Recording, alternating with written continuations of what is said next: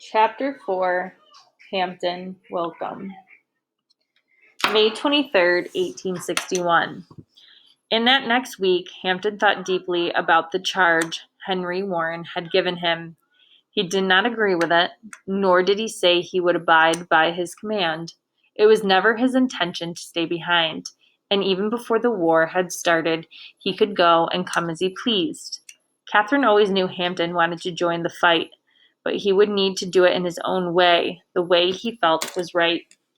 He was a freed man, true enough, but still not permitted to understand the magnitude of it, to think and act for himself, to freely choose or to be and do as he saw fit for himself.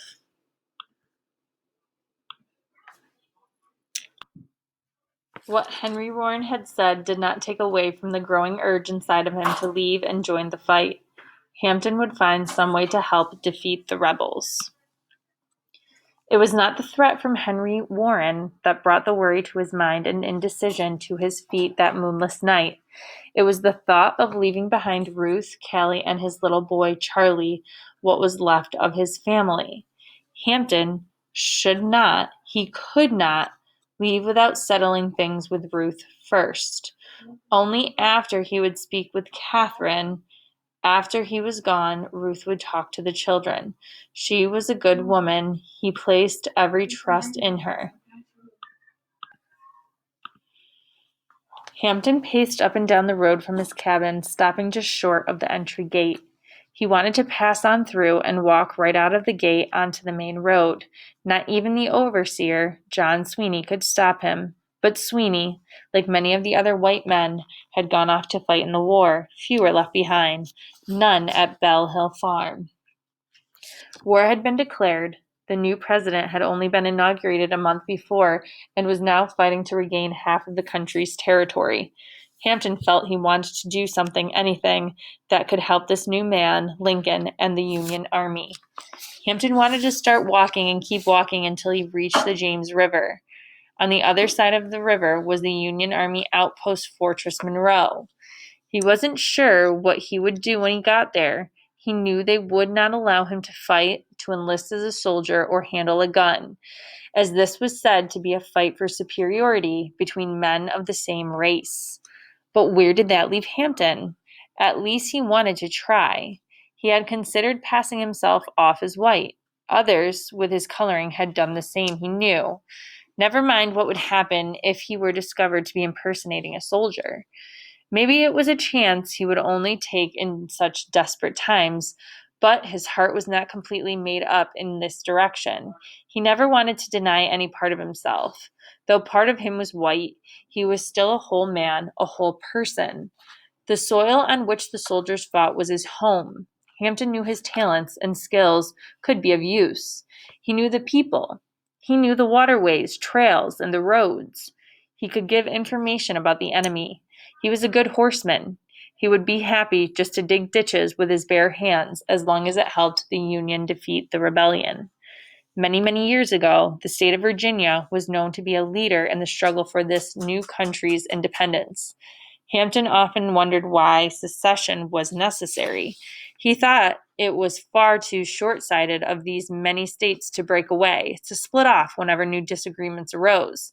Breaking apart would only make the nation weaker. Secession was no answer. Hampton's side had long been chosen.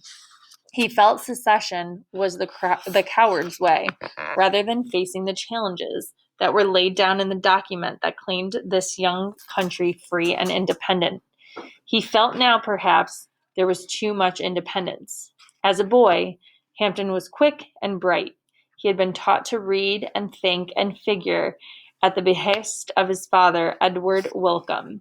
His studies began later than his sister's, but his eager mind and his father's devotion made learning a joyful task.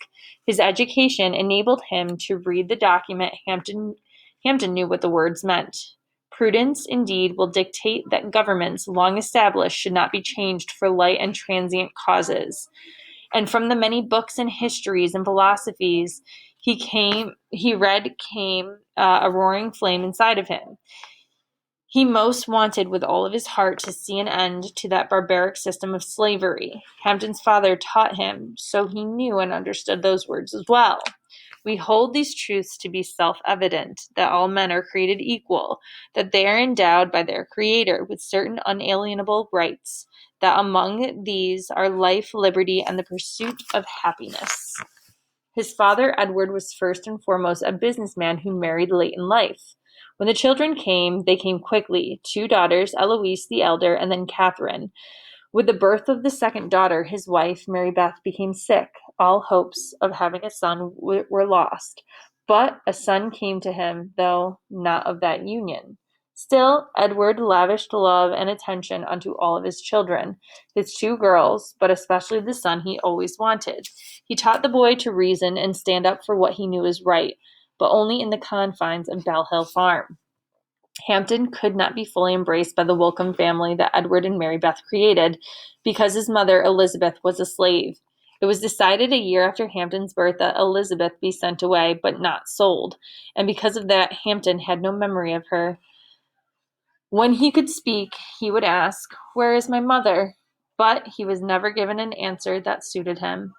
When Hampton turned 10, word came that his mother had been living in Baltimore and had died of pneumonia.